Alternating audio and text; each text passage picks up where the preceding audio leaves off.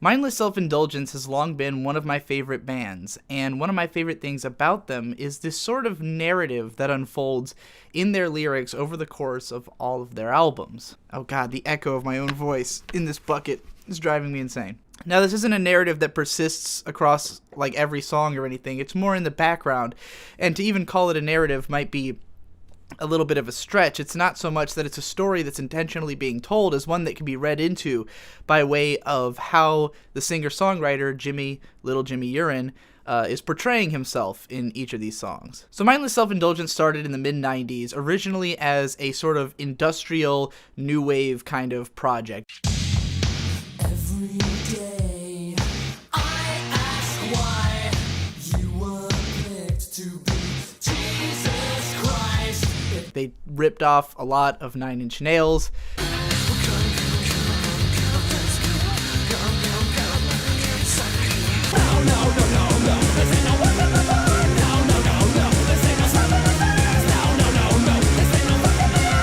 Depeche Mode, Tears for Fears, that kind of sound is what they were going for in the early days, and it was just Jimmy back then.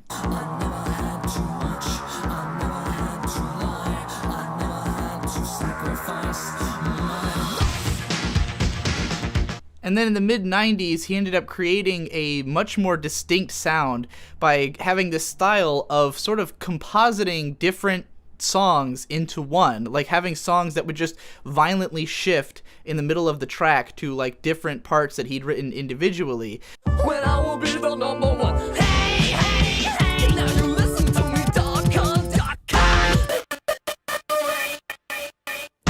And by using this and then theming the songs around one concept, he created the general sound of Mindless Self-Indulgence, which is most heavily experienced on their first album, Tight.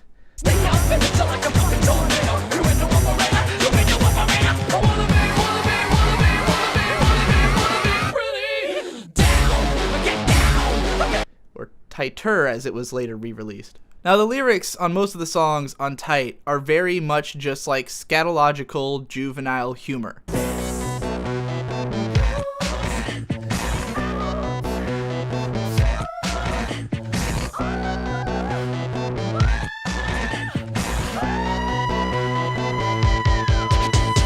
And it's all very tongue-in-cheek and very funny and fun if you're into that kind of thing. I'm sure there's some people who would view it as just incredibly childish, but personally I think that there's a level of self-awareness and fun in the way that the words are sung that it's and the fact that the music really reflects the tone of the lyrics.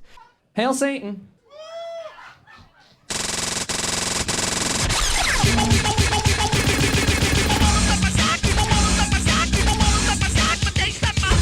There's lots of bands out there who just sing about like edgy things or make lots of like crass humor over what is just normal music, and I think that doesn't really work. Whereas with Mindless Self-Indulgence, the songs themselves are like these wacky, chaotic pastiches of different sounds and types, and they have these violent shifts in the middle of the songs, and it really doesn't sound like anything else out there.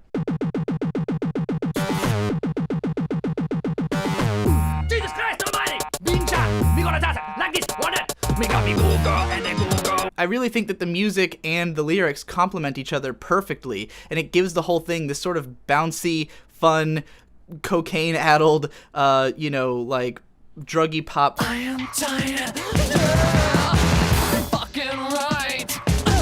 Tell me what you want me to bang. What you want me to bang. What you want me to bang. But even on this first album, there's this little element of self-criticism that peeks through in certain songs, such as Bite Your Rhymes, which is a song where Jimmy is singing about how there's so many talented people out there and he's so happy about it because it means he can rip them off and make money by stealing their style of music. And all you creative motherfuckers making all them original masterpieces of shit.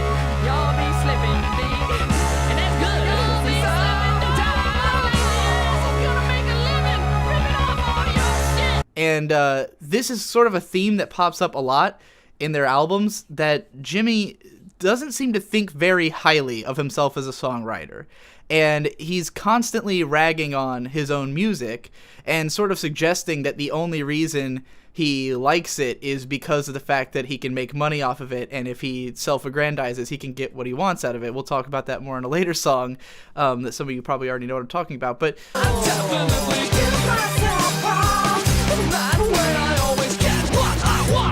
even early on, there's very much this sense that mindless self-indulgence is kind of a joke, even to him. Even if the songs are great, and even if they're a lot of fun and are very unique and don't really sound like anything else out there, because they are built from this pastiche of influences of lots of industrial and rap music and stuff like that, that, you know, maybe in Jimmy's mind, he just felt like a ripoff, even though what he was doing with all these elements he's stealing is creating something totally new out of them.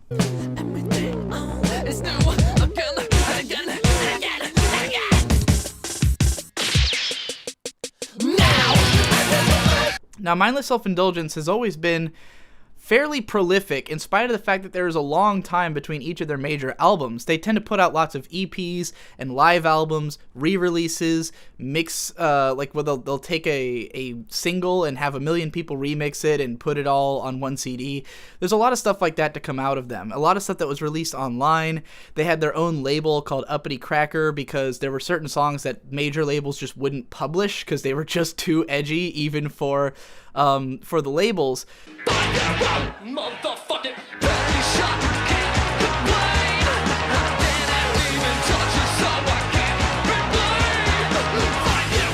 So they had to make their own, imprint to release these EPs and stuff. So there's always been lots of MSI content out there. And their second album, Frankenstein Girls Will Seem Strangely Sexy, it's an explosion of songs. It's got 30 tracks. Most of the songs are very short, and they even address the fact that the songs are short in I Hate Jimmy Page, which, says... So it's just 1 minute and 59 seconds too goddamn long!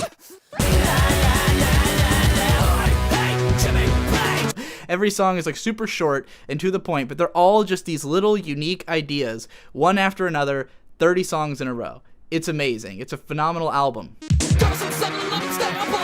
24 hours a day. I said, go some 7-Eleven, stay up all night. 7 whole days a week. I said, go some 7-Eleven, stay up all night. And I can get a discount. And on it, that self-criticism comes back in little ways, like on the song where he says, like, my whole sound sucks in stereo, not that you care anyways. My whole sound sucks in stereo. Like you care in this eyes. I'm on the back, yo, listen up. No fucking refund. And this is where we start to get into the audience critique as well, where Jimmy is often suggesting that I'm terrible, but you're also terrible because you like me.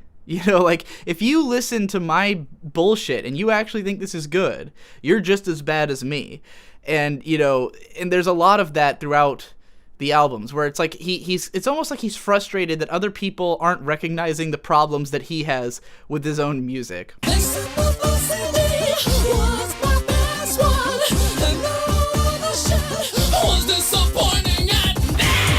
Now, the thing about Frankenstein Girls Seem Strangely Sexy is that in some ways it was a right place, right time, and in some ways a wrong place, wrong time kind of album. Bitches love me because they know that I can rock.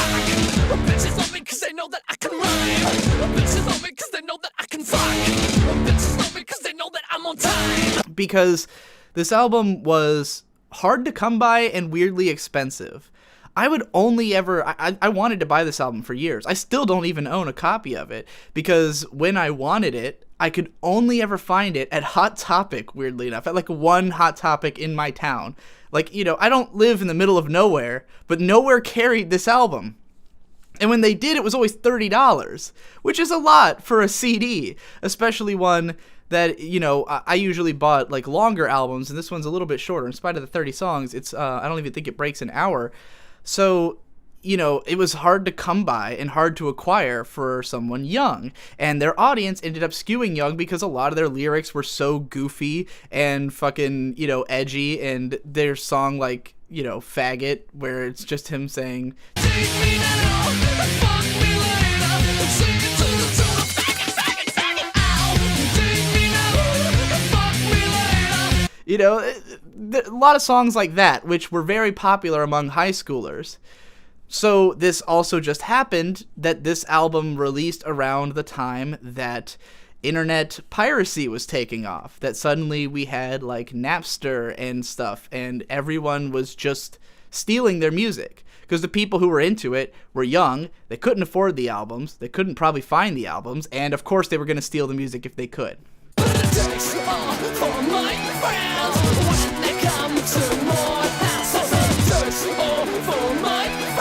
So MSI becomes this band who is like more known among, you know, young people who are stealing the music, and it's like, who's actually buying the albums? That became kind of an issue, that they're big, the band is becoming like notorious, but they aren't selling.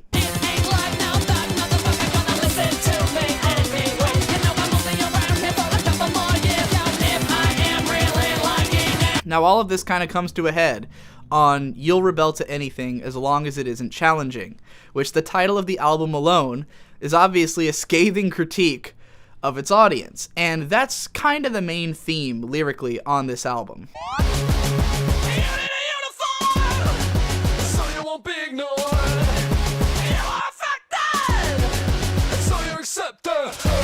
It's constantly going back and forth between criticizing the audience and criticizing the self, and then at times doing both at once.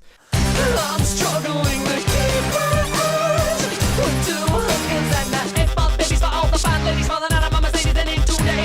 You've got songs like Stupid Motherfucker, which isn't necessarily about the audience directly, it's more just criticizing whoever, but he's singing really fast. Is that slow enough for you? Does everybody understand? Are you all still following me?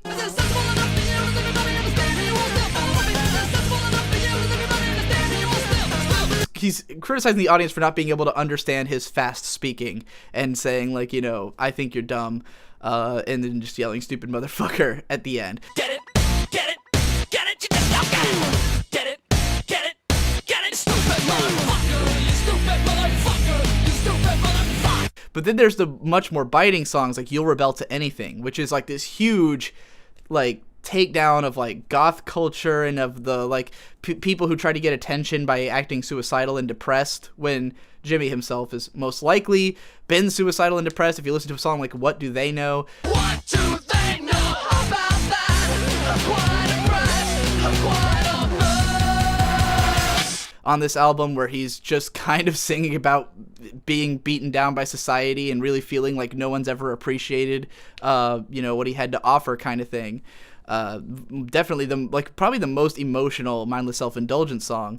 Beat me up, beat me down, mess me up beyond no recognition, but what it's worth, I'd do it again. You'll Rebel to Anything is just, you know, like, boo fucking who, you're not the only one whose life's a piece of shit. And yet miraculously, somehow we all seem to deal with it. Boo fucking who, you're not the only one whose life's a piece of shit. And yet miraculously, somehow we all seem to deal with it. Did anybody think that you were really seriously such a risk?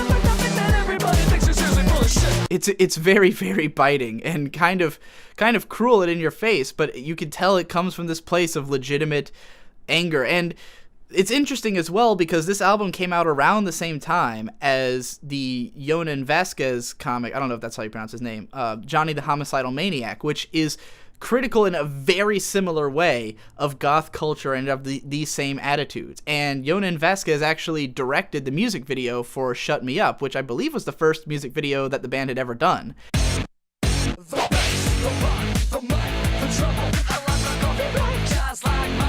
So yeah, there was definitely like this kind of connection there of both that album and that story, which, you know, ironically, were both popular within the very culture they were criticizing. You know, Mindless Self-Indulgence, here's a band who is getting big among all these young goth kids, and they're writing albums that are like out to insult these young goth kids. And Johnny the Homicidal Maniac was much the same way. You know, the kid, I remember reading it in high school, that comic, like it was loaned to me by this girl, and I was reading the book and I was like, this is exactly the clique she hangs out with that this book is criticizing, you know?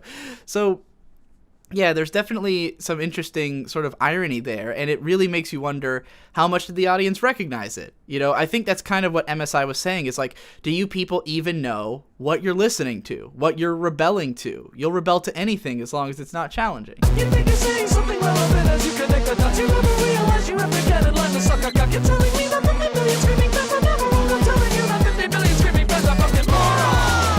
Then you got songs like Two Hookers and an 8-Ball, where he becomes critical of himself again. And he's just kind of making fun of the fact that he writes these songs about stupid stuff. Two hookers and an 8-Ball. Can you believe that I write this shit? Two hookers and an 8-Ball. Stupid people thinking I am cool. So it's kind of like the hook, the Two Hookers and an 8-Ball, is just it's like a trap almost. Like, it's a goofy sounding phrase, but the song is about how stupid that phrase is and how stupid he is for writing it that way, and the audience is for enjoying it.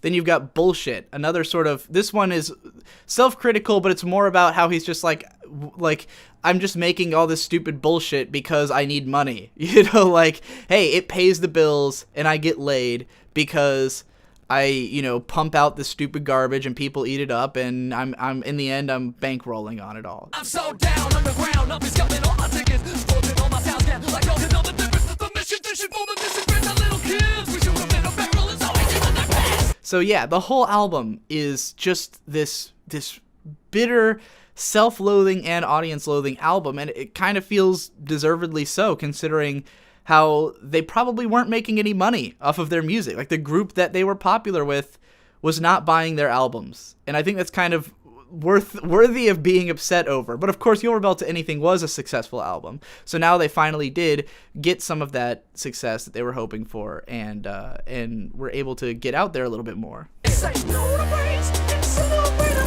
Lowest common denominator pays the bills to be in the store. Fuck me now, rip me off later. And that brings us to If, which I don't know the source of this quote, but someone told me once that Jimmy had said it was, the band just kind of said, we're just going to finally give our audience has done a lot for us. Let's just give them some good music for once. So If very much goes back to the goofier lyrics. It goes back to songs that are more, these ones are like more conceptual than before. It's more like taking one of those goofy ideas and really running with it and going all out. It's 3 a.m. She won't put out. Let's go make out with her friends. Make out with her friends. The songs are much more simple and straightforward than they ever were on previous albums. It kind of is a sellout album. Like, in all honesty, it's so much more straightforward and easy listening, kind of. I wanted to dance with nobody but you. Wouldn't take no for an answer, you fucking bitch.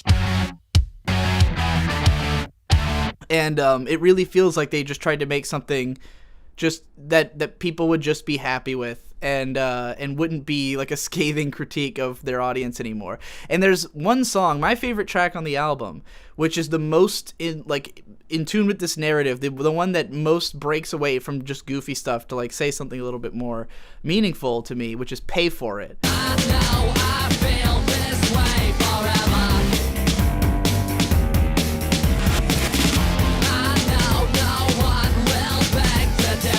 Which is basically Jimmy saying, I know that my music's never going to be perfect, and I know that I'm never going to be happy with it. Never gonna be perfect. Never gonna be, never gonna know love from me. I just want people to fucking pay attention, to listen. I just want someone to listen, you know?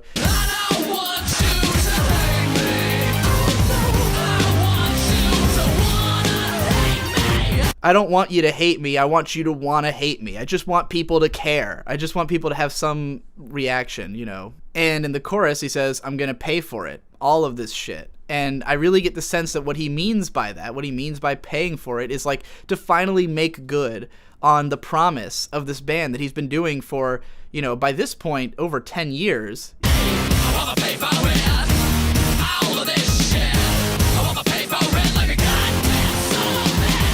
He's been, you know, participating in Mindless Self-Indulgence. It's like finally finding some willingness to just embrace it and do it right, and do right by the audience and the band, and make good on what's been building up over all this time. So between If and their next album is a 5-year gap. They released an EP. I think the re-release of Tight came out around this time, and Mindless Self-Indulgence finally did something that made the most sense in the world to me, and was kind of, in my mind, like the proof, they were the perfect band to do this, which is to run a Kickstarter for their next album. Do you want your new mindless self-indulgence record? Well, then you will have to pay us for it, motherfuckers! Because remember, this is a band who got big through people stealing their music. Like they first gained notoriety through their music being stolen. They've had all these, trouble with labels holding on to them and stuff like that. All these limited release albums, all these albums that are so hard to come by no matter what. They're always like, where the hell do I even find these things to buy them? So finally, they did a Kickstarter, and it's hilarious the way they did it, because the idea was that they were holding the album hostage. Our new record, entitled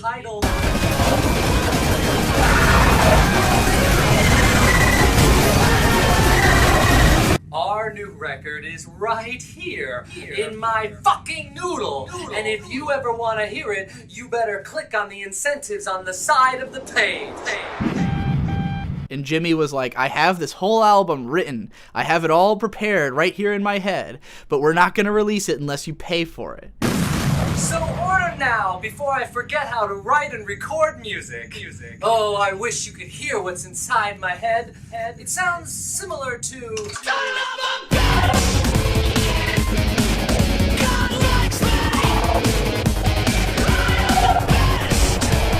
And I think that's fucking genius, because this is a band who's like, we're in an era now where everyone steals music all the time. So it's like, why don't you just, if there are enough people who care about this, to get it actually funded so that we make enough money to make it worth going through the trouble of recording and releasing this album, just let us know up front. If the fans are willing to pay for us to release this album, then it'll get released. I think that's a fucking genius concept, especially for a band like this who so deserves that. They have this cult following who probably would love to jump on the chance to give them money. People who probably never had the chance. Some of these people probably never were able to find their albums. I'll bet they had fans who'd been listening to them for 10 years and had never managed to buy anything that they made until they finally were able to contribute to this Kickstarter. I mean, me personally, I've been listening to them for 10 years. The only CD I fucking found was, at a time when I had money to buy it, was Tighter. And I found that at like a CD shop that like has literally everything, like an obscure one in a different city. So I know their stuff's not as hard to come by now. Their Kickstarted album is actually pretty widely released. I've seen Frankenstein Girls around. It's still $30. But, it's such a great way for them to say, hey, if we really have this cult following who really cares about us, if you do really care about us, then, kickstart this album. They did it with the same sense of humor that their music has. And they toured in support of it. They've always put on amazing live shows. They're definitely my favorite band to see live. But the thing that really completes the whole narrative arc is the title of the album. How I Learned to Stop and Love Mindless Self-Indulgence.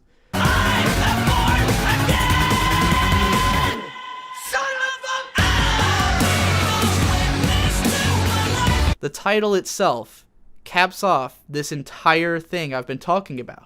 This whole swirl of Jimmy never being satisfied with himself as a musician, never being satisfied with the audience, and the way that his albums are received, always struggling to, get something out there, to pay for it, to finally get this fucking thing moving and be good. And now he's finally come to terms with it. He's stopped worrying. He loves mindless self-indulgence. He's over it. He likes the music. He likes the audience. He's willing to just make some good shit and get it out there, especially if the fans are willing to pay for it and to really show their support of it. So, yeah, it's the perfect capstone to what's been going on. And then after that, they released Pink, which is a collection of all the old songs that he had written way back. Like there's remasters and re-releases of the stuff from the first Mindless Self-Indulgence demo, EP, whatever it's considered. He took a lot of the old music and remastered it, and it's like he's kind of finally embraced what this band has always been, and embraced the idea that maybe these were good songs, even if they were ripoffs. They have one album called Another Mindless Ripoff. I think that might be a live show.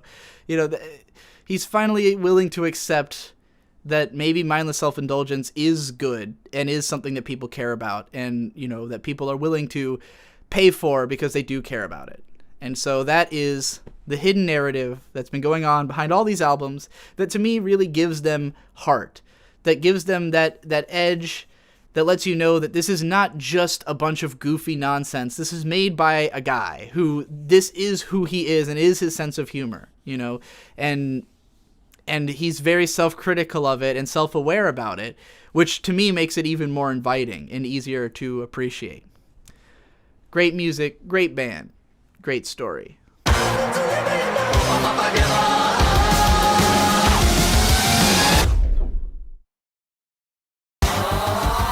Shout and touch.